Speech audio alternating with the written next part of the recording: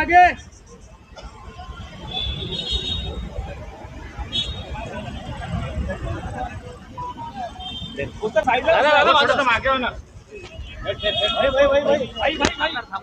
मोदींच्या आवाहनानंतर इलेक्ट्रिक ताफ्यात तुमच्या ताफ्यात इलेक्ट्रिक वाहन दाखल झालेला आहे. आपण देखील पाठिंबा दिलेला आहे या मोदींच्या आवाहनाला. खरं म्हणजे देशाचे प्रधानमंत्री नरेंद्र मोदीजी यांनी एकदा दोनदा पुन्हा त्यांनी जे आवाहन केलं ते अतिशय मोदीजींनी गांभीर्याने घेतलेलं आहे आणि हे आपण देखील गांभीर्याने घेतलेलं आहे, घेणं आवश्यक आहे. कारण प्रधानमंत्री मोदीजींनी एकदा दोनदा तीनदा जे आवाहन केलं, भविष्यामधली परिस्थिती आपल्या देशाची युद्ध जरी दुसऱ्या देशात सुरू असलं तरी सुद्धा त्याचे परिणाम, युद्धाचे परिणाम इतर देशांना भोगावे लागतात. म्हणून जसं कोविडमध्ये देखील प्रधानमंत्री मोदीजींनी जनतेला अपील केलं होतं, आवाहन केलं होतं, त्यावेळेस देखील जनतेने त्यांचं अपील स्वीकारलं होतं आणि म्हणून आपला देश जो आहे तो कोविडमधून देखील सुरक्षितपणे बाहेर पडला. आता हे जे अपील केलेलं आहे, आवाहन केलेलं आहे, राष्ट्रहित डोळ्यासमोर ठेवून, देशहित डोळ्यासमोर ठेवून केलेलं आहे आणि त्यामुळे आपण युद्धजन्य परिस्थितीमध्ये सर्वांनी, सत्ताधारी पक्ष असेल, विपक्ष असेल, सर्वांनी एकत्र येऊन या परिस्थितीला तोंड दिलं पाहिजे. या ठिकाणी जे त्यांनी काटकसरीचं नियोजन सांगितलेलं आहे त्याप्रमाणे पेट्रोल, डिझेल याचा वापर कमी झाला पाहिजे. इतर जे काही आपले जे डॉलर ज्याच्यावर खर्च होतात, इम्पोर्ट जे आपण करतो, आता क्रूड ऑइल मोठ्या प्रमाणावर आपण इम्पोर्ट करतो आणि त्यामुळे हे कमीत कमी त्याच्यावर काटकसर करून ते कमीत कमी त्याचा वापर झाला पाहिजे असं आवाहन मोदीजींनी केलं.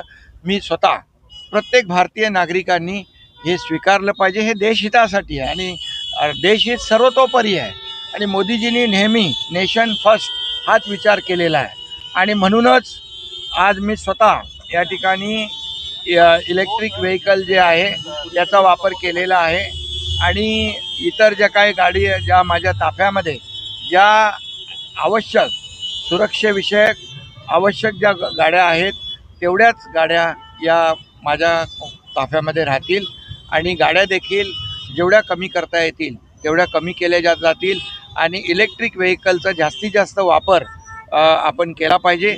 याची सुरुवात मी केलेली आहे. इतरही आमचे मंत्री देखील आहेत, त्यांनाही मी सांगितलेलं आहे आणि मुख्यमंत्री महोदयांनी देखील काल आवाहन केलेलं आहे की राज्य सरकारने पूर्णपणे अशा परिस्थितीमध्ये महाराष्ट्र हा प्रधानमंत्री नरेंद्र मोदीजींच्या आव्हानाला प्रतिसाद देतो आहे. त्यामुळे हे खरं म्हणजे मोदी साहेबांचं काय वैयक्तिक काम नाही आहे, हे देशहिताचं काम आहे, राष्ट्रहिताचं काम आहे. आपल्या देशातल्या नागरिकांना कमीत कमी या युद्धाचा फटका बसला पाहिजे, परिणाम कमीत कमी झाला पाहिजे, अशा या हेतूने हे आवाहन केलेलं आहे. आणि म्हणून राजकारण कधी करावं, कुठं करावं हे विपक्ष आणि विरोधी पक्षाने ठरवलं पाहिजे. खरं म्हणजे राजकारण करायच्या खूप वेगवेगळ्या प्रसंग असतात, वेगवेगळ्या संधी असतात, परंतु राजकारण अशा परिस्थितीमध्ये विरोधकांनी करता कामा नये.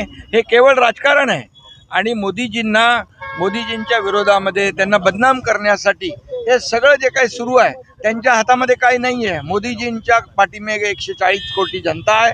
म्हणून तर पश्चिम बंगालमध्ये, आसाममध्ये जो काही विजय मिळालेला आहे हे याचं जे काही परिणाम दृश्य स्वरूप दिसतं आहे आणि म्हणून मी देखील महाराष्ट्रातल्या नागरिकांना आणि सर्वांना आवाहन करतो की आपण याची पेट्रोल, डिझेल जे काही त्याची कमीत कमी त्याचा वापर कसा होईल, नियोजन कसं होईल या दृष्टीने आपण पाहिलं पाहिजे. हे देशहितासाठी, राष्ट्रहितासाठी आवश्यक आहे. सर, मुख्यमंत्र्यांनी आदेश केले की आता विमानं देखील आता वापरता येणार नाही.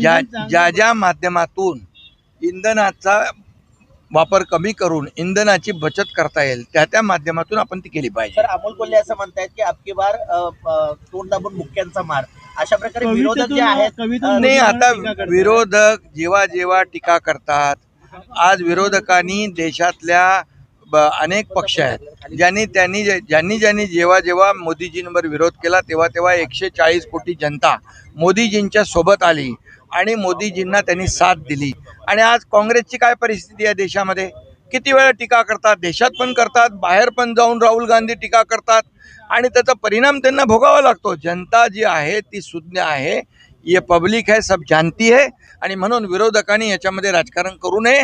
या आव्हानाला देश हितासाठी स्वीकारलं पाहिजे. हिंदी में जानना चाहेंगे